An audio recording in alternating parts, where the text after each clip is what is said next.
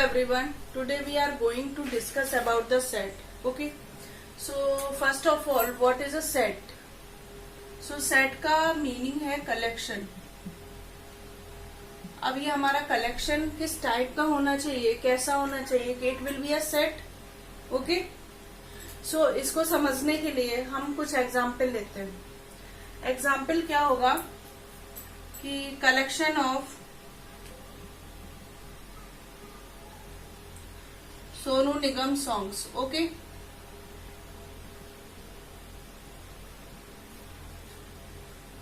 अब second example ये लेते हैं collection of 5 best Sonu Nigam songs. आप कोई भी सिंगर ले सकते हैं, अरिजीत ले ले या कोई भी और भी सिंगर ले ले जो भी आपको पसंद हो. मैंने यहाँ सोनू निगम लिया. ओके. सो ये देखिए कि इसमें कलेक्शन में क्या आएगा और इसके कलेक्शन में क्या आने वाला है. ठीक है, यहीं से क्लियर होगा कौन सा कलेक्शन हमारा सेट होगा. ओके.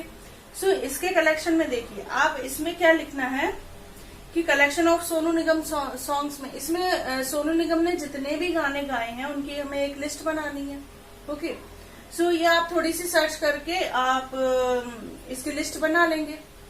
बट इसके कलेक्शन में क्या आने वाला है, जो गाने उसने गाए वो तो आएंगे, बट क्या होगा कि जो गाना किसी का फर्स्ट पोजीशन पे रहा होगा वो किसी का सेकंड पोजीशन पे होगा, 8th पोजीशन पे होगा, या किसी और का 15th पोजीशन पे होगा, या किसी का कुछ भी हो सकता है. पोजीशन चेंज होगा बट जो ओवरऑल हमें कलेक्शन मिलेगा वो सबका सेम मिलेगा. मीन्स उसके अंदर ऑर्डर चेंज होंगे. मीन्स कोई भी जो सॉन्ग होगा वो फर्स्ट पोजीशन पे रहा होगा, किसी का कुछ और पोजीशन रहा होगा, बट जो ओवरऑल हमें मिलेगा वो सबका सेम मिलेगा. इसके कलेक्शन में देखो यहाँ फर्स्ट 5 बेस्ट सॉन्ग चूज करने हैं. तो यहाँ पे कोई स्टूडेंट आएगा वो सोचेगा मैं बेस्ट बोलूंगा जो मुझे अच्छे लगते हैं, उनमें से 5 लेगा. कोई आएगा वो सोचेगा जो सबसे ज्यादा सुने जाते हैं उसमें से वो 5 बेस्ट सॉन्ग चूज करेगा, या किसी और का कुछ ओपिनियन हो सकता है बेस्ट के अकॉर्डिंग. सो इसमें क्या होगा, इसका कलेक्शन जो होगा ओपिनियन बेस्ड होगा, जिसकी वजह से इसके कलेक्शन डिफर हो जाएगा पर्सन टू पर्सन. ओके. इसका कलेक्शन डिफर होगा, इसका कलेक्शन डिफर नहीं होगा, इसका कलेक्शन सेम मिलेगा सबका ओवरऑल. इसका ऑर्डर चेंज हो सकता है बट कलेक्शन सबका सेम मिलेगा. इसमें इसका कलेक्शन डिफर होगा. तो ये वाला कलेक्शन जो होगा जो सबका सेम होगा वो हमारा सेट होगा, और ये वाला कलेक्शन हमारा सेट नहीं होगा. क्लियर? कौन सा कलेक्शन सेट होने वाला कौन सा नहीं. अब ये एग्जाम्पल और एक एग्जाम्पल देख लें जिसमें कलेक्शन वो कैसा हो कि आपने 11th का है, 11th में आ गए हो तो 10th क्लियर करके ही आए हो. 10th में जो सब्जेक्ट आपका टफ लगता हो उसको चूज करना है. सो किसी का मैथ टफ होगा, किसी का साइंस टफ होगा, किसी का सोशल साइंस टफ होगा, या किसी का हिंदी इंग्लिश कुछ भी सब्जेक्ट टफ हो सकता है. वो क्या होगा, उसमें क्या होगा, उसमें स्टूडेंट वाइज सबका डिफर आएगा. तो वो डिफर आने की वजह से वो कलेक्शन हमारा सेम नहीं होगा, मीन सेट नहीं होगा. ओके. कलेक्शन होगा, ये भी कलेक्शन है, ये भी कलेक्शन है, बट ये सेट नहीं है, ये सेट है. क्लियर? अब डेफिनेशन आते हैं. डेफिनेशन क्या है? डेफिनेशन भी वही है जो ये चीज है कि जो एग्जाम्पल मैंने बताया कि डेफिनेशन क्या है. Set is a collection of well defined object. Means well defined होना चाहिए. Well defined objects. ऑब्जेक्ट्स में क्या आएगा, ऑब्जेक्ट्स में कुछ भी आ सकता है. मीन्स नंबर भी आ सकते हैं, मैथमेटिक्स पार्ट है, नंबर होंगे, कोई भी ऑब्जेक्ट होगा, कोई भी मेंबर या एलिमेंट बोलो, ऑब्जेक्ट की जगह पे एलिमेंट्स बोलो या मेंबर बोलो या ऑब्जेक्ट्स बोलो. वेल डिफाइंड, ये बेस्ट जो था वो वेल डिफाइंड नहीं था. कौन सा बेस्ट, कैसा बेस्ट हम चूज करें, उसकी वजह से ये हमारा कलेक्शन जो वो था वो हमारा सेट नहीं था. बट ये जो कलेक्शन हमारा लेंगे वो वेल डिफाइंड होना चाहिए, वेल डिफाइंड ऑब्जेक्ट्स होने चाहिए. ओके. क्लियर। सेट में जो कलेक्शन होगा, मीन्स सेट क्या है, कलेक्शन, और वो कलेक्शन किस टाइप का होगा ये मैं बता चुकी हूँ आपको। ओके, मीन्स हमारा कलेक्शन पर्सन ओपिनियन पे डिपेंड नहीं करना चाहिए, फैक्ट बेस्ड होना चाहिए, मीन्स सबका सेम होना चाहिए। अब ये हमारा कलेक्शन है, तो कलेक्शन में कुछ आएगा, वो कहाँ से स्टार्ट हो रहा है, कहाँ पे खत्म हो रहा है, तो कलेक्शन को हमें बाउंड करना पड़ेगा। तो बाउंड करने के लिए कर्ली ब्रैकेट का यूज करते हैं। ओके, अभी कर्ली ब्रैकेट का कैसे यूज करेंगे वो बताऊंगी। Means first you know that कि कर्ली ब्रैकेट का यूज करते हैं। सेकंड, कैपिटल मीन्स सेट का नोटेशन क्या होगा, मीन्स सेट को हमें कोई एक नाम देना पड़ेगा। कभी भी कोई भी आप सेट लिखेंगे तो उसको एक नाम देना होगा, जिसको बोलेंगे सेट को डिनोट करते हैं। तो उसको कोई भी कैपिटल लेटर होना चाहिए, अल्फाबेट का, कोई भी इंग्लिश अल्फाबेट का कैपिटल लेटर, ए, एक्स, वाई, जेड, कोई भी बी, कोई भी आप ले सकते हो। ओके, थर्ड क्या होगा इसके अंदर, जो इसके अंदर ऑब्जेक्ट्स होंगे, मीन्स जो एलिमेंट्स होंगे वो हमारे स्मॉल लेटर होंगे। जनरली स्मॉल लेटर यूज करते हैं। ओके, अब ऑब्जेक्ट में किसी के नाम भी हो सकते हैं या कुछ भी हो सकता है, नंबर हो सकते हैं, number system, you know number system, natural number, integers, rational number, real number, complex number. Okay, so हमारे जो एलिमेंट्स होंगे मीन्स ऑब्जेक्ट्स होंगे वो जनरली हम स्मॉल लेटर से यूज करते हैं। ओके,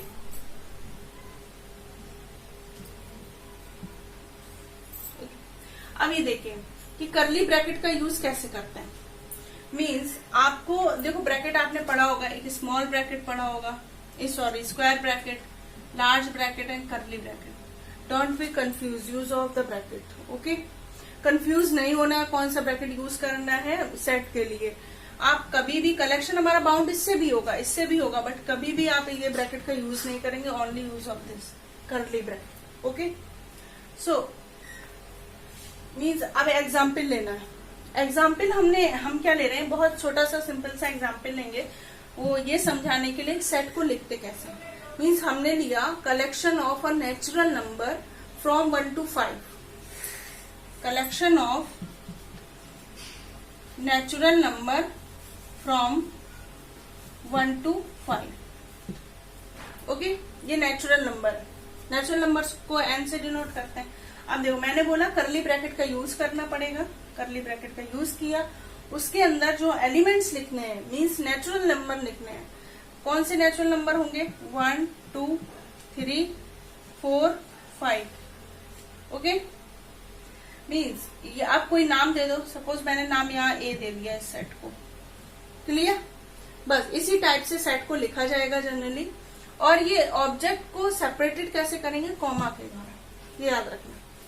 एलिमेंट्स को या ऑब्जेक्ट को सेपरेट करेंगे विथ कॉमा के, और इसका नोटेशन होगा, डिनोट होगा with capital letter and curly bracket. Okay, curly bracket, यहाँ कर्ली ब्रैकेट बाउंड करेगा कलेक्शन को, यहाँ से स्टार्ट हो रहा है, यहाँ पे खत्म हो रहा है। Clear. Second is representation of a set. Okay, so there are two forms to representation of a set. Okay, अब ये फॉर्म कौन कौन से हैं, ये देखो, एक होगा सेट बिल्डर फॉर्म,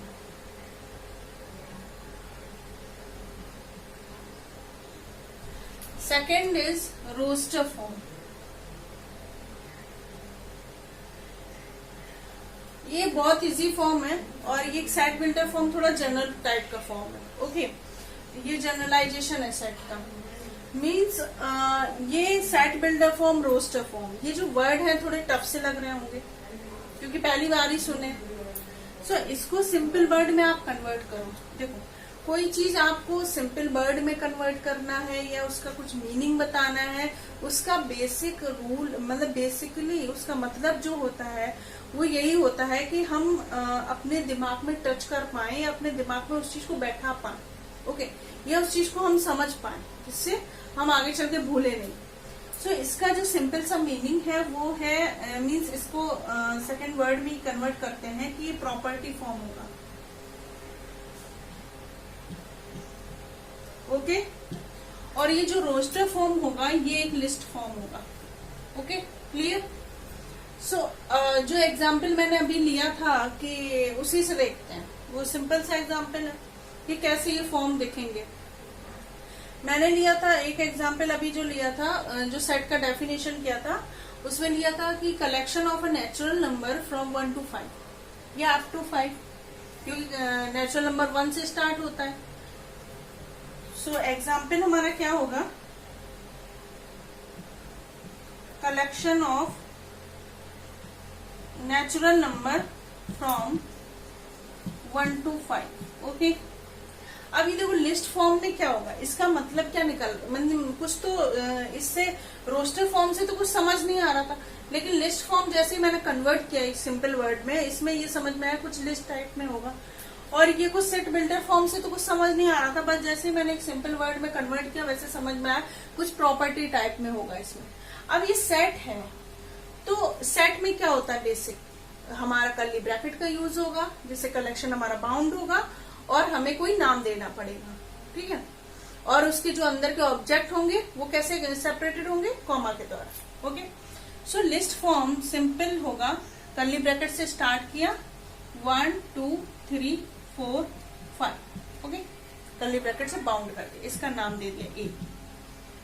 क्लियर हो गया, सेपरेटेड हो गए कॉमा से ऑब्जेक्ट हमारे। अब ये देखो इसमें क्या आएगा, इस सेट को नाम दिया बी।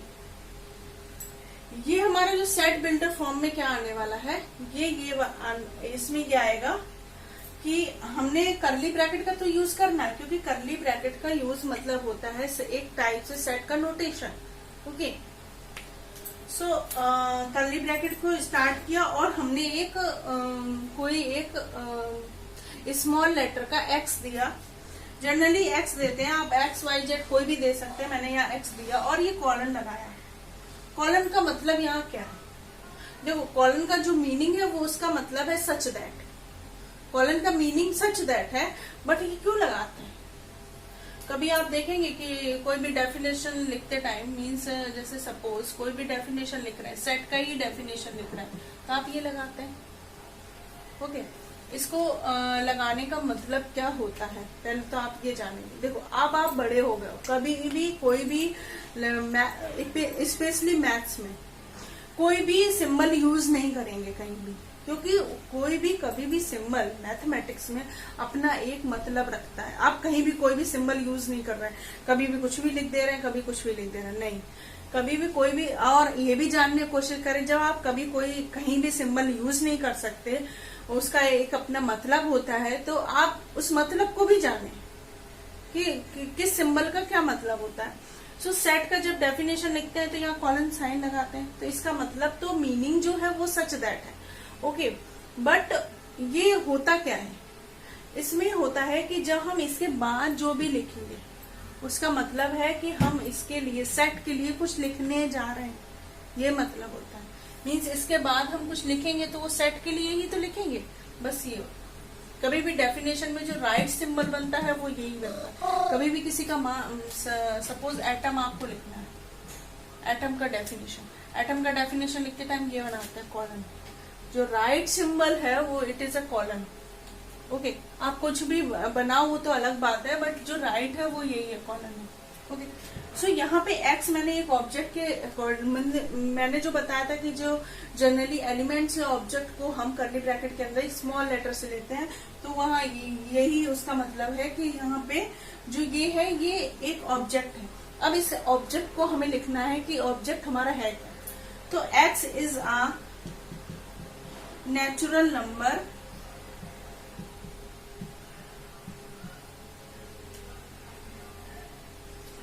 Number from 1 to 5। अब कर्ली ब्रैकेट से बाउंड। ओके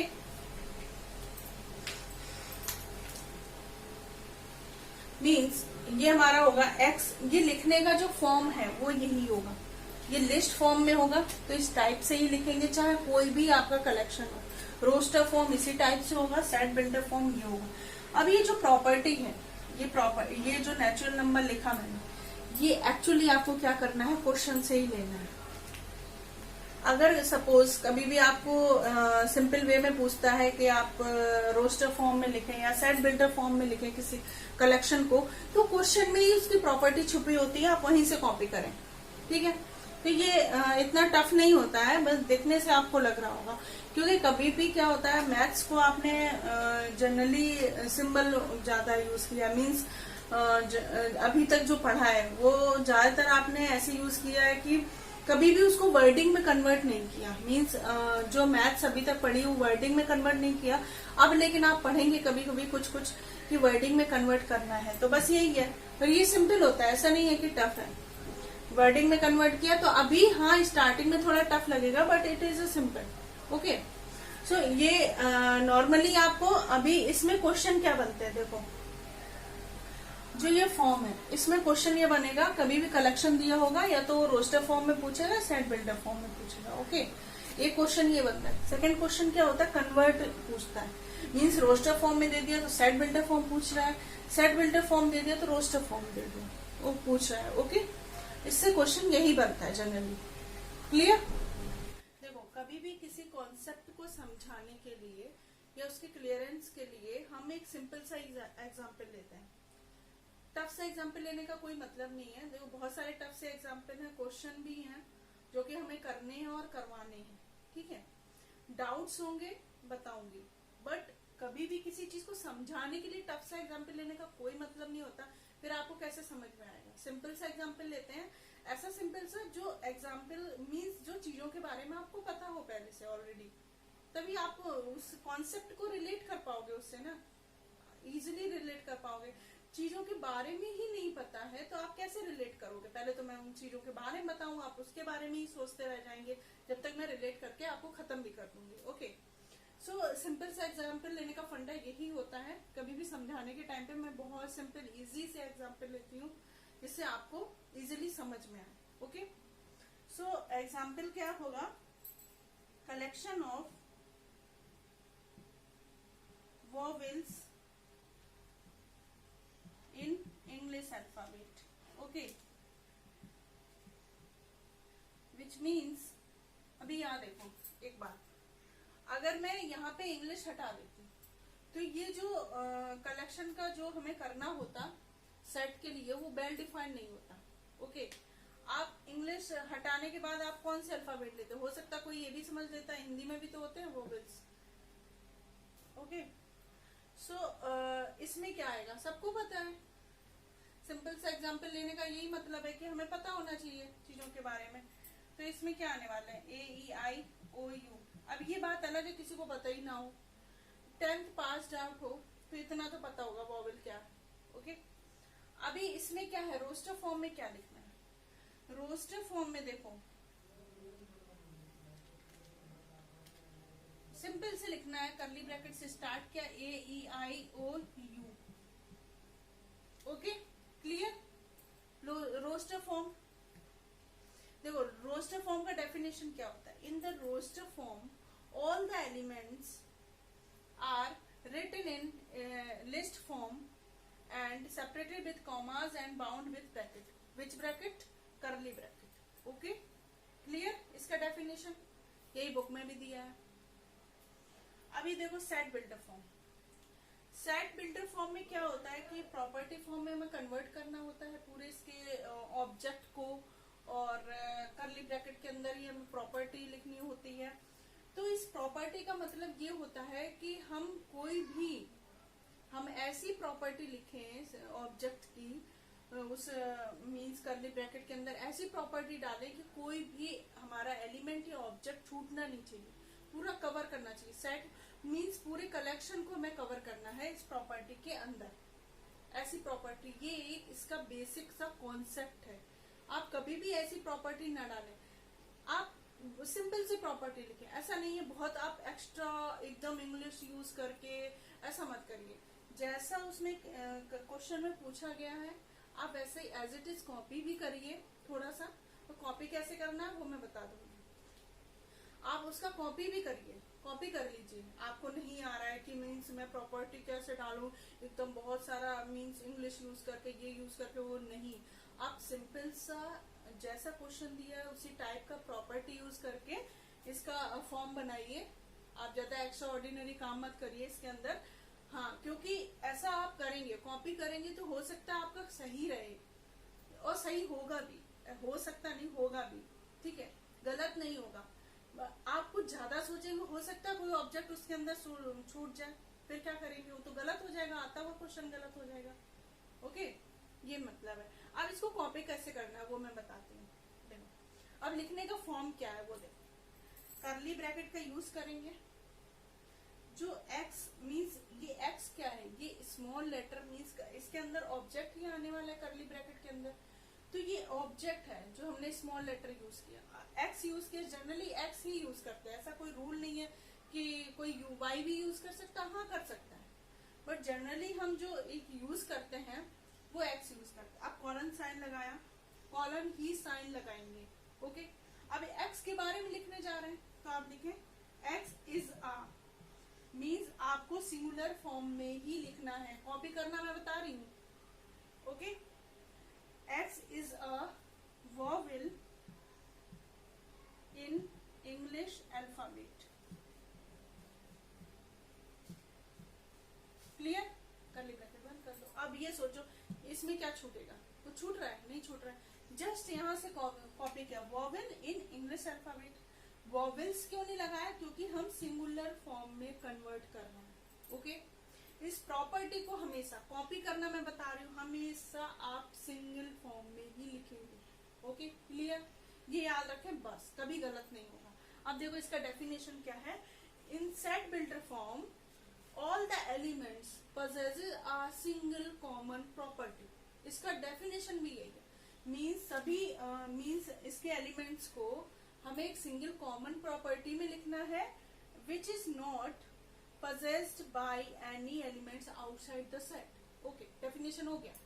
मीन्स कोई भी एलिमेंट्स हमारा आउटसाइड मीन्स बाहर का नहीं होना चाहिए, बाहर नहीं जाना चाहिए, सारे एलिमेंट्स इसके अंदर होने चाहिए इस प्रॉपर्टी के अंदर। अब ये वॉवेल है, x हमारा क्या, x क्या क्या है, वॉवेल है इंग्लिश अल्फाबेट का, तो आप a डालोगे, e डालोगे, i डालोगे, o डालोगे, u भी तो आएगा, u भी डालोगे, बस हो गया, सारे आ गए इसके अंदर। लिखने का फॉर्म यही है, सेट का मीन्स कर्ली ब्रैकेट का यूज करेंगे, कोई भी सेट लिखेंगे, कोई भी फॉर्म हो, रोस्टर फॉर्म हो, सेट बिल्डर फॉर्म हो, कर्ली ब्रैकेट का यूज करना। It is the notation of a set. Okay, means कोई भी नाम देंगे, ये मैंने इसको ए दिया, इसको बी दिया, नाम देना और कर्ली ब्रैकेट का यूज करना। It is a notation of a set, जो दोनों फॉर्म में होगा। Okay, clear? एंड उसके अंदर का काम डिफरेंट होगा, जिससे वो सेट के फॉर्म अलग अलग हो जाएंगे। रोस्टर फॉर्म को आप सिंपल समझ लें, लिस्ट फॉर्म में कभी भी आप कंफ्यूज नहीं होंगे, और सेट बिल्डर फॉर्म को आप समझ लें प्रॉपर्टी फॉर्म है, तो आप कभी भी कंफ्यूज नहीं होंगे। प्रॉपर्टी फॉर्म से तो क्लियर हो रहा है कि इसमें प्रॉपर्टी डालनी है, और रोस्टर फॉर्म से एक लिस्ट फॉर्म कन्वर्ट हो रहा है कि कॉमा के द्वारा सारे ऑब्जेक्ट को लिखना है बस, और इसका प्रॉपर्टी फॉर्म में डालना है।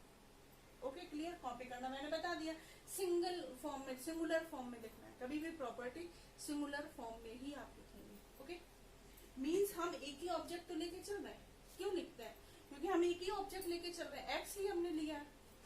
अब इस प्रॉपर्टी को रिलेट करेंगे, रिलेट करके ये देखेंगे इस एक्स क्या क्या लेगा प्रॉपर्टी के अकॉर्डिंग, फिर वो सारे ऑब्जेक्ट को ले लेगा। Okay, clear?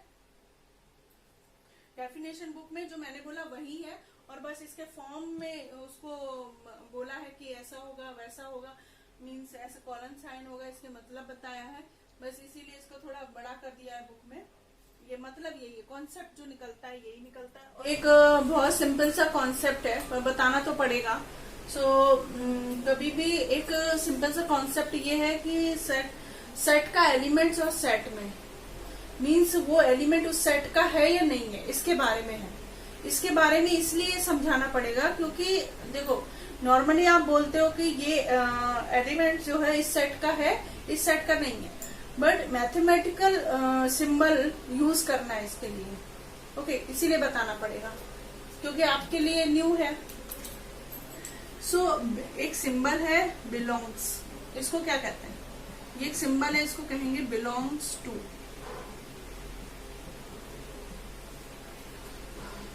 इसका जो मीनिंग है और इसको कहेंगे भी यही, मीन्स आपको इसको, और इसका वैसे इसका नेम क्या, एक्चुअल नेम क्या है?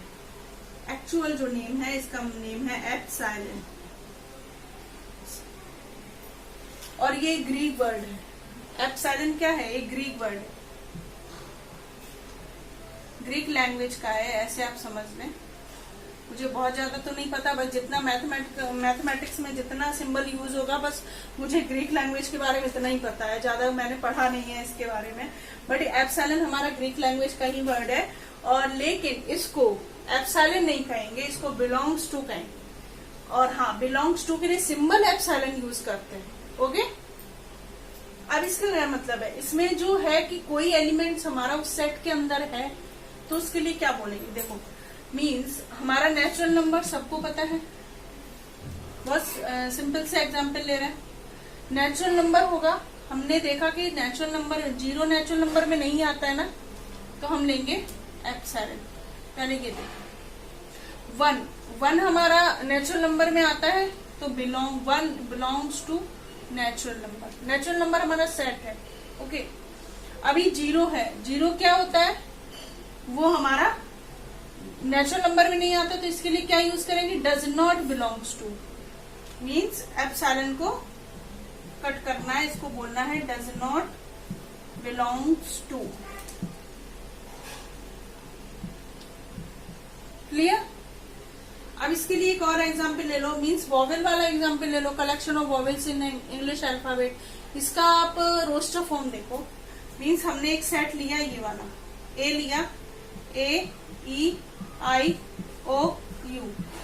अब इसके लिए देखो, आप कोई भी वॉवेल लेंगे, मीन्स सपोज वॉवेल लिया ई एक हमारा एलिमेंट्स है, मीन्स ये इसमें बिलोंगिंग कंडीशन को दिखाता है, एप्सिलॉन और does not epsilon, does not belongs to और बिलोंग्स टू, बिलोंगिंग कंडीशन को दिखाएगा। ये कोई भी हमारा ऑब्जेक्ट या एलिमेंट उस सेट के अंदर है नहीं है, इसको सिंबल फॉर्म में ही लिखेंगे।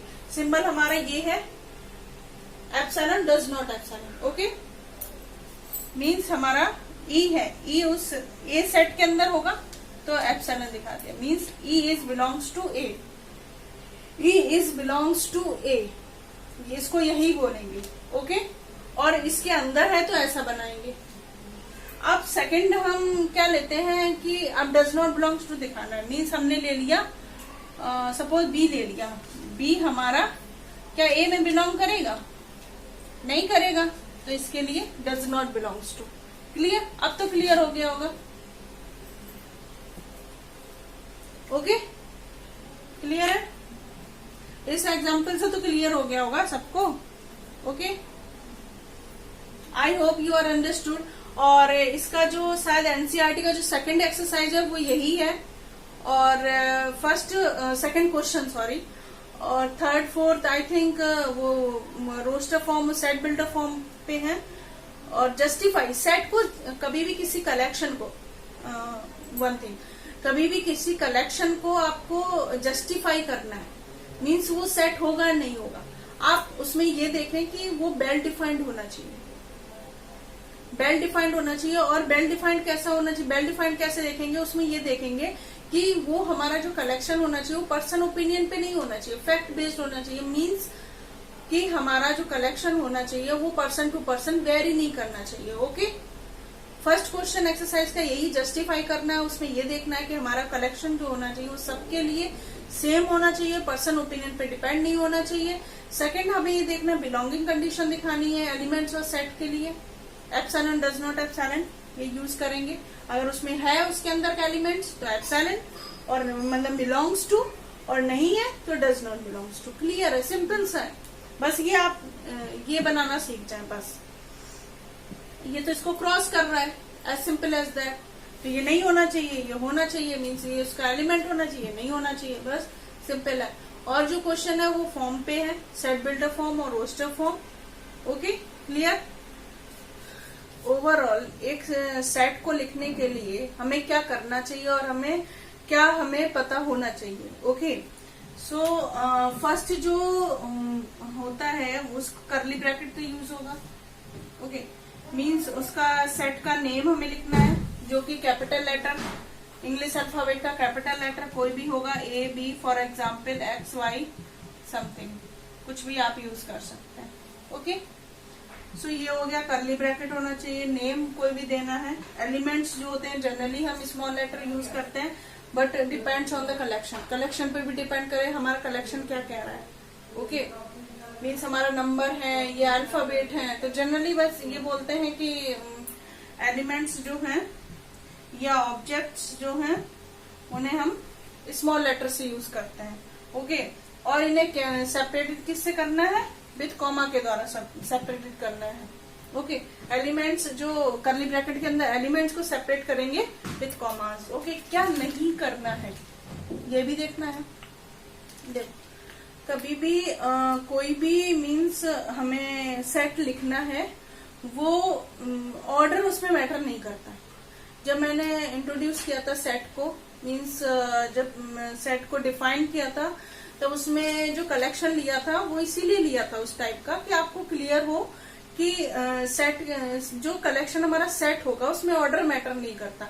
मीन्स हमारा कोई भी ऑब्जेक्ट अगर फर्स्ट पोजीशन पे है और कोई दूसरा आ रहा है, वो अगर हमारा सेट लिख रहा है, तो वही ऑब्जेक्ट अगर थर्ड पोजीशन पे रख रहा है या किसी और पोजीशन पे रख रहा है, डजंट मैटर। बट अगर वो कलेक्शन में आ रहा है वो ऑब्जेक्ट, वो सेट उस करली ब्रैकेट के अंदर जरूर आना चाहिए। ओके, इसके लिए एग्जाम्पल क्या है? ऑर्डर मैटर नहीं करता है। मीन्स अगर हमने जो एग्जाम्पल लिया था AEIOU, मीन्स हमारा एग्जाम्पल इसके लिए देखो, अगर एक सेट लिया AEIOU,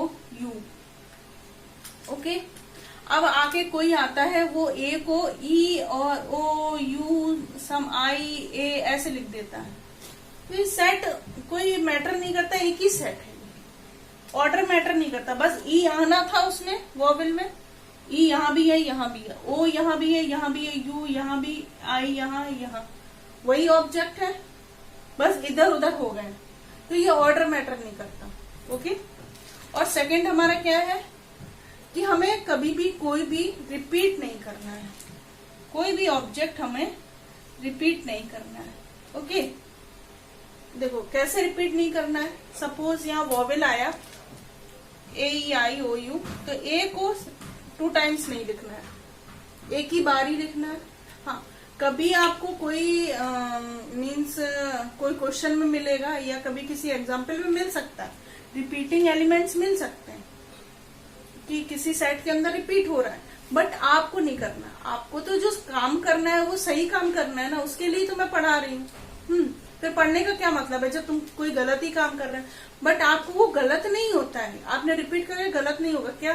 रिपीट करने से कैसा वो सेट हो जाता है वो बाद में पता चलेगा, लेकिन गलत नहीं होता, इतना आप समझो गलत नहीं होगा, बट आपको रिपीट नहीं करना है।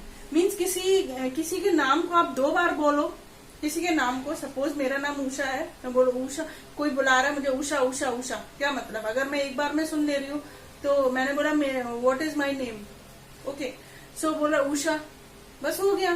ये तो नहीं उषा उषा उषा, क्या मतलब इसका? समझ में आया? क्लियर हुआ? ओके, तो कभी भी आपको रिपीट नहीं करना है कोई भी एलिमेंट्स का। कोई भी एप्लीकेशन आप पढ़ेंगे, कोई शायद इक्वल सेट का एप्लीकेशन पढ़ेंगे, वहां पे रिपीट किया हुआ एलिमेंट्स को सेट के अंदर फिर कुछ पूछा गया हुआ एप्लीकेशन के लिए, शायद वो कंफ्यूज करने के लिए करते हैं कि आपको ये नॉलेज है कि सेट के अंदर रिपीट होता है या नहीं होता है, और रिपीट होने पे क्या होता है वो सेट। ओके, तो आपका वही है, रिपीट नहीं करना। आपको कभी भी सेट लिखेंगे आप रिपीट नहीं करेंगे, ऑर्डर मैटर नहीं करता है। कभी ये बोलेगा ये सेट और ये सेट, क्या ये अलग अलग है? नहीं, अलग अलग नहीं है। और क्या ये इस vowels, collection of vowels in English alphabet, अगर कोई ये लिख रहा है ये लिख रहा है, it is equal and it is correct also.